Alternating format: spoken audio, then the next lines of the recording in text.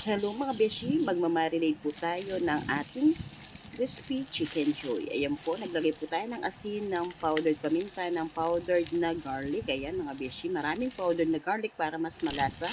Tapos, nagdagdag pa po tayo ng asin para po hindi ko lang ng timpla yung ating chicken joy or yung ating manok mga beshi. Andyan mga beshi, ayan, ilalagay po natin lahat yan. Nung namekos-mekos na po yung pinaglalagay natin sa cup, ilalagay po natin lahat ng ating manok para po magkaroon ng lasa mga beshi po.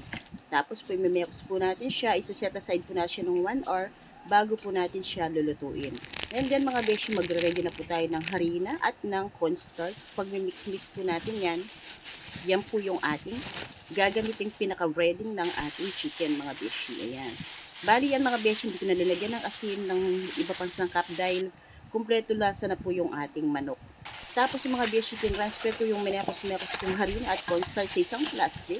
Tapos po yung na-set aside natin 1 hour na chicken, ayan, hinahalo-halo ko po para mamix pa po siya bago natin ilagay sa ating may cornstarch at saka may harina na pinaghalo nilagay sa plastic.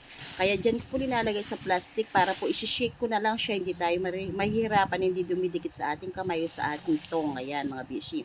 And then ayan, nung nilagay ko po sa ating plastic na minix mga beshi, inayaan ko lang po muna siya ng 10 minutes bago natin siya nilagay sa may mantikang kumukulo mga beshi. Para kapit na kapit po yung nilagay natin cornstarch at saka harina. Bali, shortcut method po yan mga beshi, hindi na tayo gagamit ng tubig and then transfer. Ganyan na lang po yung ginawa ko mga beshi ko. Mabilis ang luto pero sure na masarap at malasa mga beshi ko. Ayan na po, with gravy pa po yan.